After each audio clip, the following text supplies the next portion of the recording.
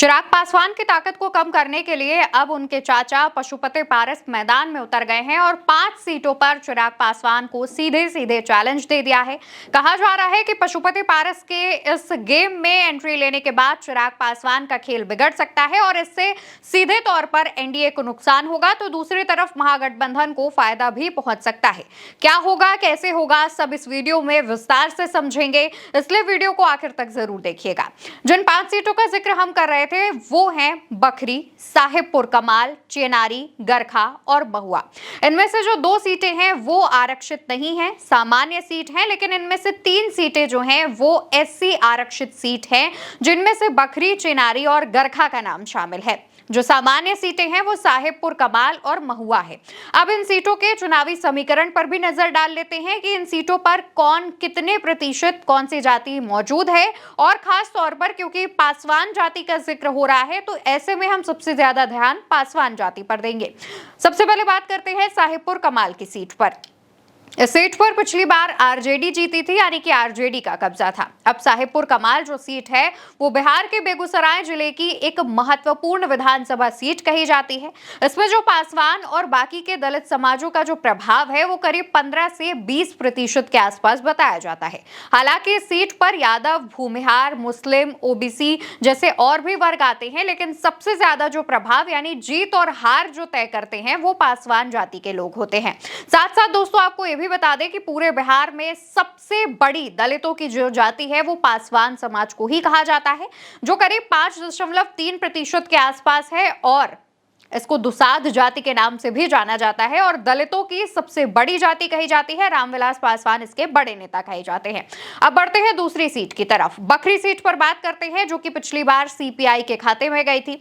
Bakhri seat Bihar के बेगूसराय जिले की एक अनुसूचित जाति आरक्षित सीट है। यहाँ पर भी दलित जो है वो करीब 25 से 30% के आसपास है और यहाँ पर भी लोजपा जो है वो जीत हार, यानी लोजपा की जो वोटर्स हैं वो जीत हार तय करते हैं। पासवान जाति के जो लोग हैं वो ही जीत हार तय करते हैं।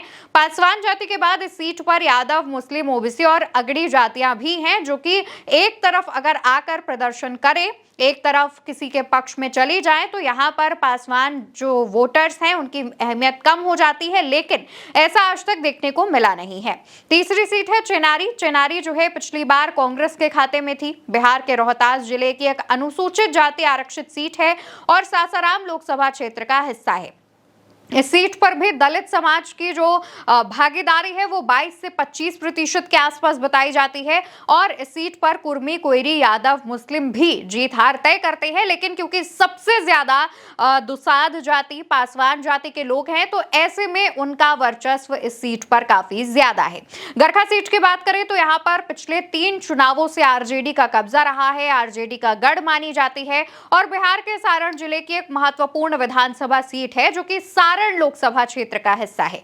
यह भी एससी के लिए आरक्षित है, यानी कि यह आरक्षित सीट के अंतर्गत आती है और इस सीट पर पासवान समाज के जो लोग हैं वो 25 से 30% के आसपास हैं और इसके बाद यादव, मुस्लिम, ओबीसी और अगड़ी जातियां भी हैं। पासवान समाज के साथ जो बाकी के समाज जैसे यादव या मुस्लिम मिलकर अगर मतदान करते हैं तो ये एक कैंडिडेट को जिताने की क्षमता रखते हैं। अब इसके बाद बढ़ते हैं 5वीं और सबसे आखिरी सीट पर, जो कि महुआ की है। पिछली 2 बार से यहाँ पर आरजेडी का कब्जा रहा है।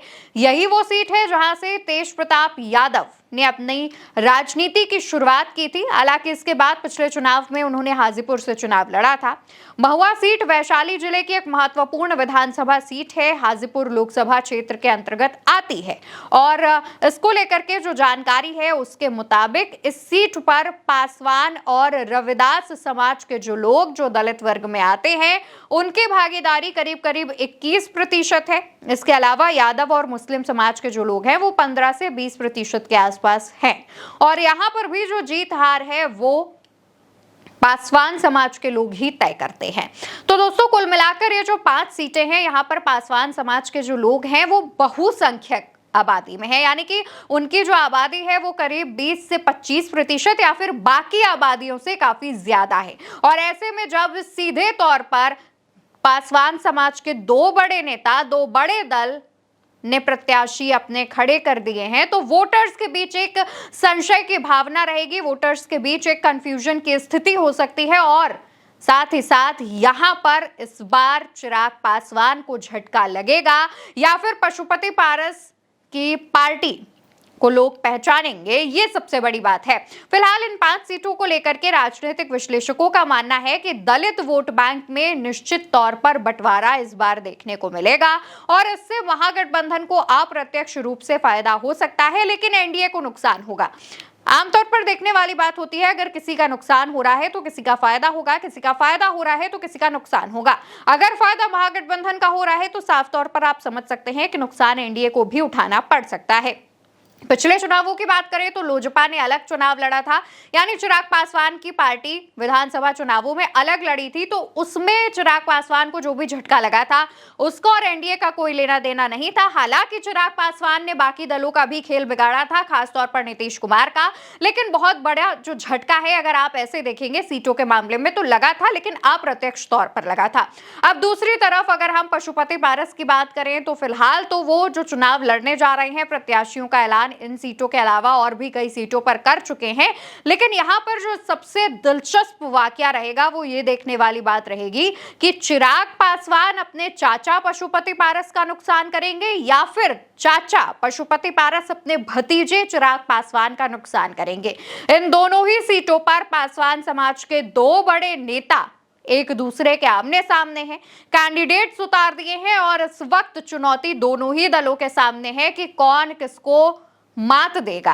अब अगर हम पासवान समाज की बात कर रहे हैं, हमने शुरुआत में बताया कि रामविलास पासवान जो हैं वो पासवान समाज के बड़े नेता माने जाते हैं, कहे जाते हैं और वो हैं भी। रामविलास पासवान के बेटे हैं चिराग पासवान, चिराग पासवान की पार्टी है लोजपा रामविलास पासवान।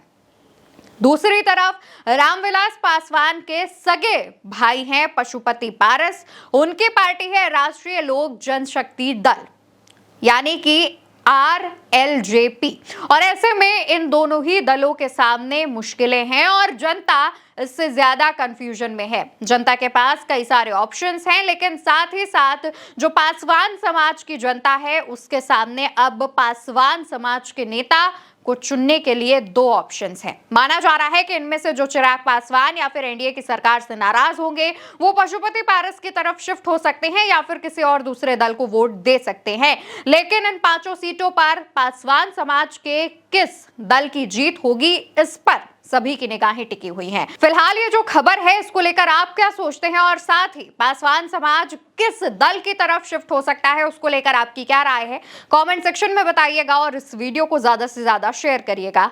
नमस्कार।